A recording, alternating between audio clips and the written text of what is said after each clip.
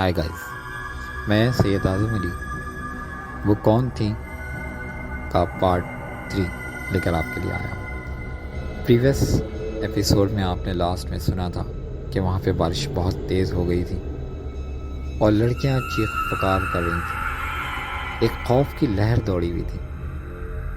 अब सुनते हैं इस पार्ट 3 के अंदर क्या आया कि उनके साथ क्या हुआ। अचानक आसमान ने एक और रंग बदला और गहरे स्याह बादलों में ज़ोरदार कड़क के साथ तेज़ आँखों को चंधियाती बिजली चमकने लगी। बादलों की कड़क और बिजली की धमक इस कदर ज़ोरदार थी कि पूरे कॉलेज में नस्वानी चीखें गूंज उठी। इकनॉमिक्स की क्लास के अलावा भी जो चंद क्लासेस हो रही थीं, सबका शायद यही हाल था। मगर उन लोगों की हालत इसलिए भी ज़्यादा पतली हो रही थी कि उनके साथ कोई लेक्चरर नहीं थी, इसलिए वो बहुत ज़्यादा डरी हुई थी। अभी वो लोग बादलों और बिजली की कड़क से ही संभल नहीं पाए थी कि एक और हादसा हो गया। अचानक एक झन्ना की आवाज़ सुनाई और कमरे की सारी लाइट्स स्पार्क होने लगी। वो बुरी तरह डरी सही खौफज़दा अंदाज़े से लाइट्स को देखने लगी और फिर एक और झटका लगा और सारी लाइट्स अपने आप बुझ गईं। अब इन लड़कियों की आवाज़ भी ना निकल सकी। वो सारी इस कदर खौफज़दा हो चुकी थीं कि उनकी क़ुव्वत गोयाई ही ख़त्म होकर रह गई। कमरे में मुकम्मल तौर पर अंधेरा छा चुका था। इस अंधेरे में खामोशी इस कदर ज़्यादा थी कि सांसों की मधम मधम आवाज़ों के सिवा और कुछ भी सुनाई नहीं दे रहा था। वो दिल ही दिल में सख्त पछता रही थी कि वो कॉलेज आई ही क्यों। भला नोट्स जान से ज़्यादा कीमती तो नहीं हो सकते थे, और अब तो उन सब को अपनी जान के लाले पड़ चुके थे।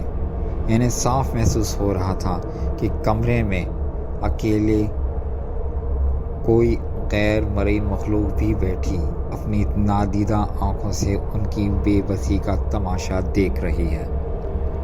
वरना ऐसा तो हो नहीं सकता था कि कोई टीचर इनकी मदद को ना आती। बेटा, आज आपका जाना क्या बहुत ज़रूरी है? प्रोफेसर साहब के अंदाज में एक अजीब तरह की बेचैनी और परेशानी थी, जिसे महसूस करके वो हल्का सा मुस्कुराई थी। जी बाबा, यकीन करें अगर ज़रूरी ना होता तो मैं कभी आपको इस तरह छोड़ कर ना जाती, मगर क्या करूं, मेरी भी मजबूरी है।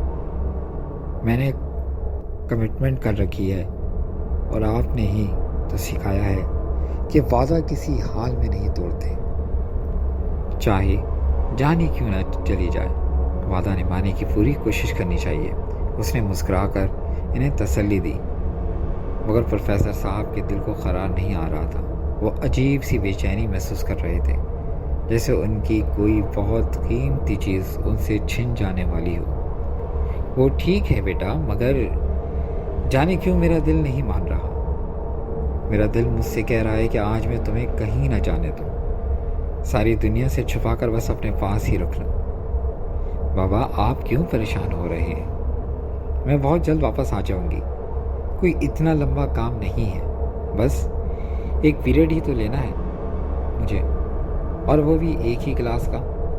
मैं बस यूँ गई और यूँ आई। आप तब तक कोई एक बुक पढ़ लें या फिर रिपीट में कोई टॉक शो देख लें। इस तरह आपका दिल भी लगा रहेगा और मैं अपना वादा भी पूरा कर लूँगी। उसने नरमी से अपने बाबा के हाथ थामते हुए उन्हें इजी चेयर पर बिठाया और ख़ुद अपना बैग शाने पर डालकर ज़रूरी फ़ाइल सीने से लगाई। गाड़ी की चाबी हिलाती इन्हें मुस्कुरा कर देखती बाहर निकल गई। वो जैसे जैसे दूर हो रही थी, प्रोफेसर साहब को लग रहा था कि उनकी जान उनके जिस्म का साथ छोड़ती जा रही है। उनके माथे पर पसीने नन्हे नन्हे कतरों की सूरत में फूट पड़ा था। उनका सांस जैसे सीने में ही अटकने लगा था और आंखों में सदियों का इंतज़ार अभी से उभरता नज़र आ रहा था। वो एक टिक आहिस्ता आहिस्ता हलते दरवाजे को देखते हैं वहीं साकित से हो गए थे। वो जाते जाते ٹی وی آن کر گئی تھی اور ہلکی آواز میں چلتی کسی نیوز چینل کی رنگ بدلتی لہریں ان کے چہرے کے بدلتے رنگوں کے ساتھ مدھم ہوتی عجیب سا تاثر دے رہی تھیں۔ ٹرن ٹرن، پروفیسر صاحب نے جانے کب تک خود فراموشی کے عالم میں بیٹھے رہتے۔ ان کے قریب رکھے لینڈ لائن پر فون کی گھنٹی زور و شور سے چلانے لگی تھی۔